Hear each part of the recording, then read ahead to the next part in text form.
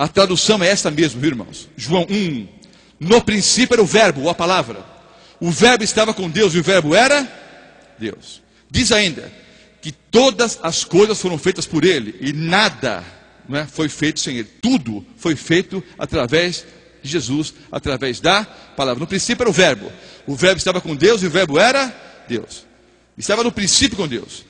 Todas as coisas foram feitas por intermédio dele. E sem ele, nada do que foi feito se fez. Mateus 1, 23. Eis que a virgem conceberá e dará à luz um filho, e chamá-lo-ão pelo nome de Emanuel, que traduzido é Deus conosco. Porque um menino nos nasceu, é Isaías 9. Porque um menino nos nasceu, um filho se nos deu, e o principado está sobre os seus ombros. E o seu nome será, é uma profecia messiânica. Nomes para o Messias. O seu nome será Maravilhoso, Conselheiro, Deus Forte, Pai da Eternidade e Príncipe da Paz. O profeta Isaías, inspirado por Deus, chama o Messias de Maravilhoso, Conselheiro, Deus Forte, Pai da Eternidade e Príncipe da Paz. Queridos, eu não vou discutir com Isaías. Se Isaías chama o Messias de Deus Forte, eu creio. Se Isaías diz que Jesus é o Pai da eternidade, isso quer dizer que antes que existisse a eternidade, Deus o quê? Deus o Filho era, porque ele é coeterno com o Pai. Romanos 9,5. Dos quais são os pais, e dos quais é Cristo, segundo a carne, o qual é sobre todos, Deus bendito eternamente. O apóstolo Paulo chama Jesus de Deus. O apóstolo Pedro, Simão Pedro, servo e apóstolo de Jesus Cristo, aos que conosco alcançaram fé igualmente preciosa, pela justiça do nosso Deus e Salvador, Jesus Cristo. O apóstolo Pedro chama Jesus de nosso Deus e Salvador. Jesus crucificado, de um lado o mau ladrão, do outro lado o mau ladrão. Essa historinha de bom ladrão não existe. Um ladrão dizia: tu não és o Cristo, não és o Filho de Deus, salve-se a si mesmo, desça da cruz e salve a nós também. O outro ladrão crucificado, juntamente com Jesus, ele olha para o outro e diz: não dá para você calar a boca aí? Respondendo, porém, o outro repreendia-o, dizendo: tu ainda nem temes a Deus, ou tu nem ainda temes a Deus, estando na mesma condenação? Não precisa de um português mais claro do que esse. O que o ladrão diz para o outro ladrão? Será que você não teme a Deus, estando na mesma condenação? Então os dois ladrões estavam na mesma condenação de quem? Deus. Vejam a fé desse homem, queridos. Esse homem crucificado olha para Jesus e vê em Jesus o Filho de Deus, o Deus vivo, e crê que aquele ser que está morrendo ali ao seu lado é o que? Deus. Estamos na mesma condenação de Deus. Lucas 23, 40. Quando Cristo ressuscitou, apareceu para os discípulos. Tomé não estava entre eles. 8 dias depois, Cristo apareceu de novo e Tomé estava entre eles. Cristo dirige-se especialmente a Tomé, porque Tomé disse: se eu não puder ver e tocar, não vou acreditar. Aí Jesus dirige-se especialmente a Tomé: Tomé, sou eu mesmo. Olha, pode me tocar, olha aqui, sou eu mesmo. Não sejas incrédulo, sejas um crente. Aí Tomé respondeu e disse: Senhor meu e Deus meu. Eu dirigia uma palestra semelhante a essa, num bairro chamado Peri Alto, zona norte de São Paulo. À saída, uma pessoa de uma outra denominação estava me aguardando para conversar. Ele me disse: olha, esse texto que você usou aí de João 20, 28, para tentar provar a divindade de Jesus, é totalmente furado. Vocês, adventistas do sétimo dia, não sabem interpretar a Bíblia. Eu vou ajudar você. Eu fiquei atento. Então, meu irmão, me ajude, por favor. Olha a explicação que ele me deu. Disse: olha, estava Tomé com os discípulos. Quando Jesus apareceu, Tomé levou um susto e disse: ai meu Deus. Eu não creio que seja uma boa interpretação da Bíblia, não é?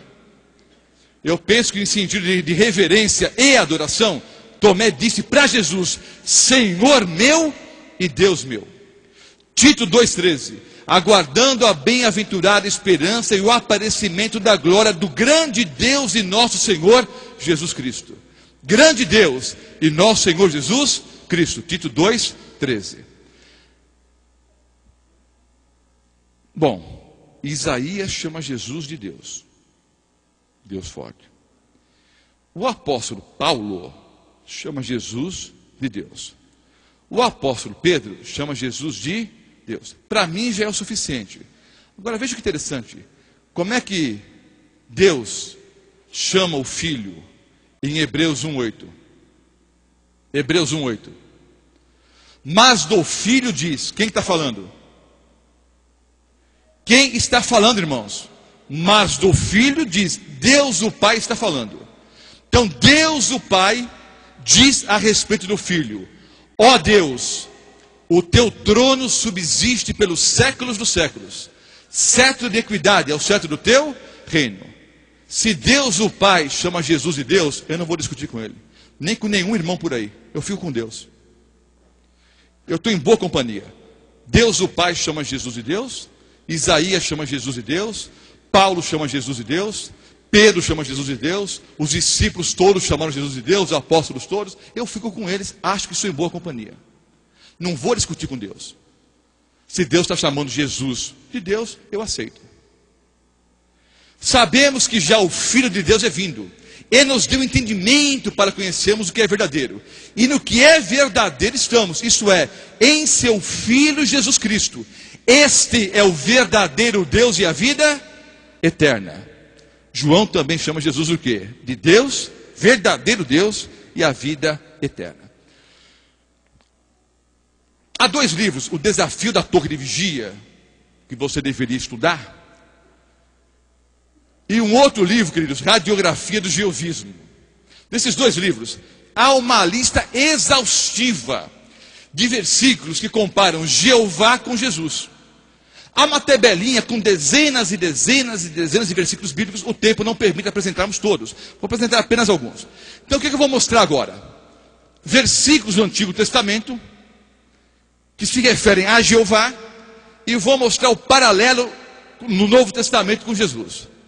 Os primeiros textos são Zacarias 12:10. Eu vou comparar com João 19:37. Depois, Isaías 44:6, nós vamos comparar com Apocalipse 1:17 e Apocalipse 2:8. Vejamos.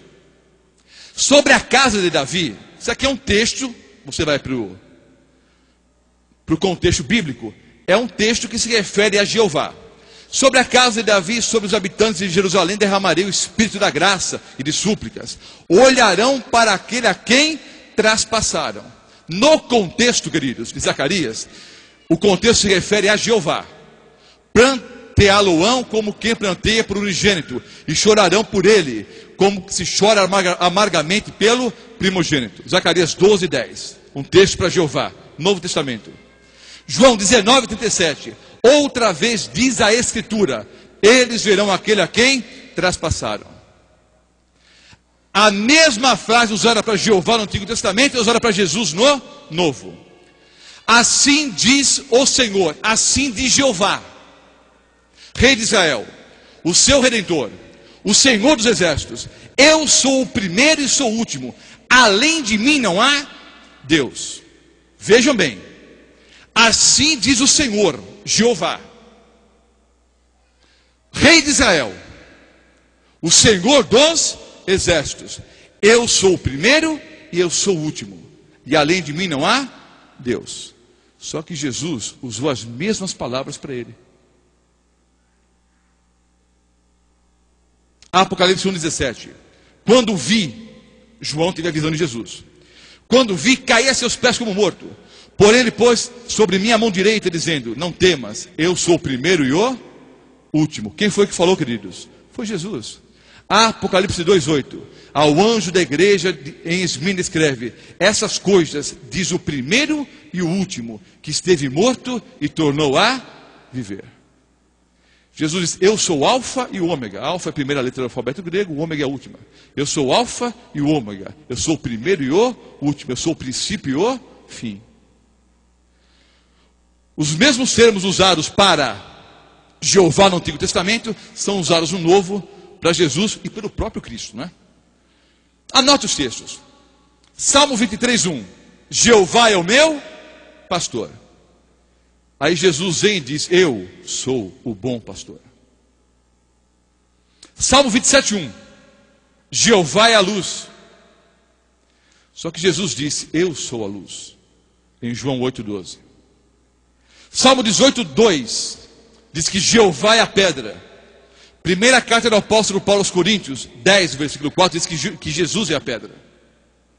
Jeremias 10:10 diz que Jeová é o Deus da verdade. E Jesus disse em João 14:6: eu sou a verdade.